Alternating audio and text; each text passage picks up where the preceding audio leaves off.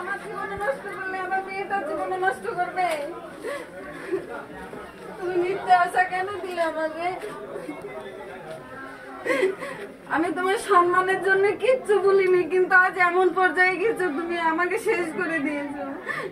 আমার জীবন তো নষ্ট করলে, আবার যাকে বিয়ে করলে তার জীবনে নষ্ট করবে। তার জন্য কতজনের সাথে সম্পর্ক ঠিক নাই।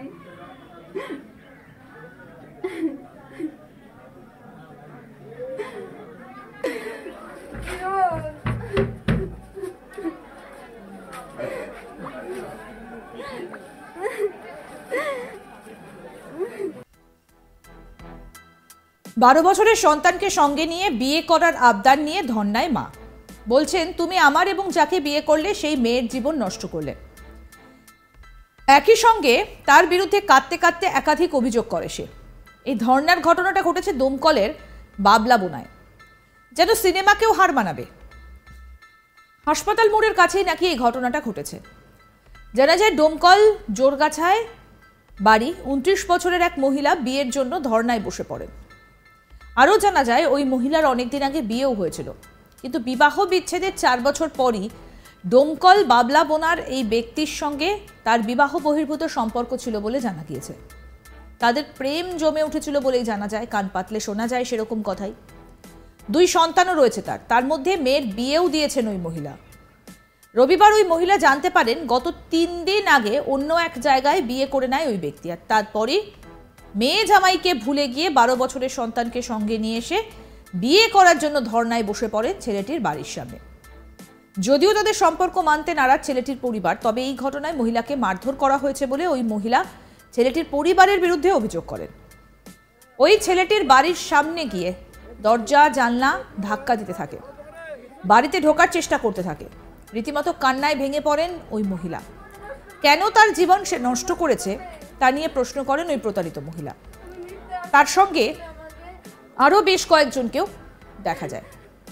কি বলছেন অভিযোগকারী মহিলা শুনবো।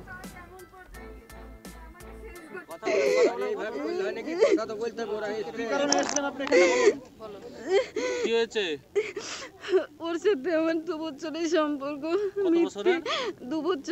2 বছর থেকে আমাকে আশা দিয়েছে বিয়ে করব, আজ করব, কাল করব, এরকম বলে বুঝিয়ে রাখে। তারপর যখন টাকা পয়সা দরকার হয় আমার কাছে চাই, আমি দিই। তারপর 7 দিন আগে আমার সাথে দেখা করেছে, গায়ে আদি কিনে কেটেছে, তোকে ছাড়া কাউকে বিয়ে করবো না। আজ 3 দিন হচ্ছে রাত্রি লক করে বিয়ে করে নিয়ে এসেছি। আমি শোনার পরে এখানে আসলাম। কি কি নিয়েছিল আপনার কাছ থেকে? কানের বন্দুক দিয়েছে আর এমনি টাকা পয়সা নিয়েছে। কত টাকা দিয়েছেন? 20-30 হাজার হবে। আমি তো হিসাব করিনি, যখন চেয়েছে তখন দিয়েছি। এখন কি চাইছেন? এখনো বিয়ে করেছে ও, আমাকে এরকম 2 বছর ইউজ করেছে। এখন কি চাইছেন আপনি?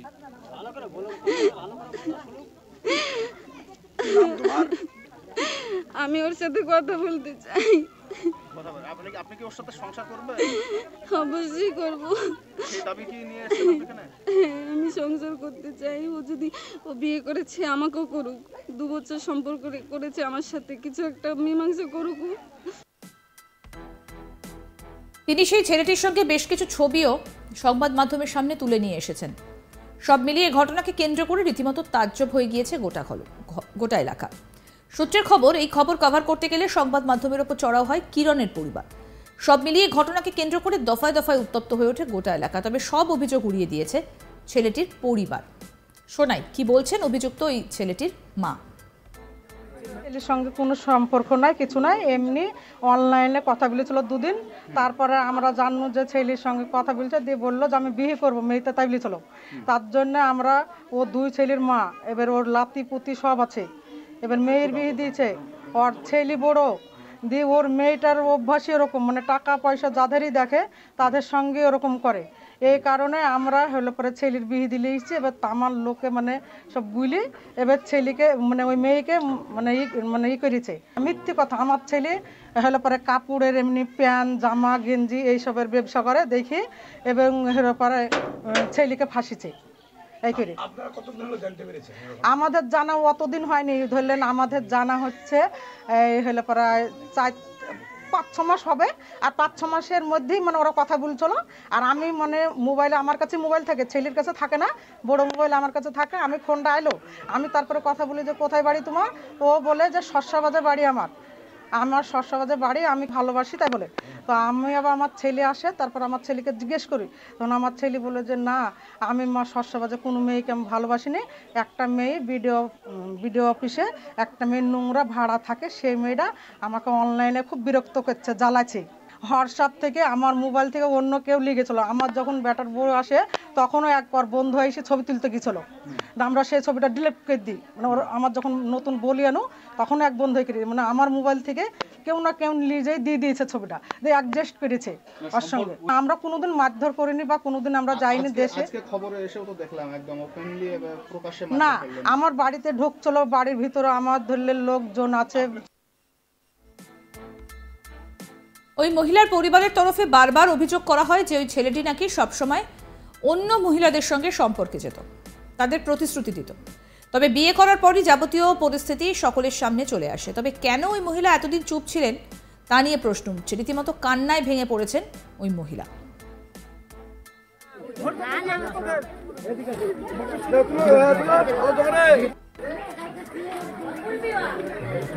তুমি আমার জীবন নষ্ট করলে, আমার মেয়েটার জীবন নষ্ট করবে।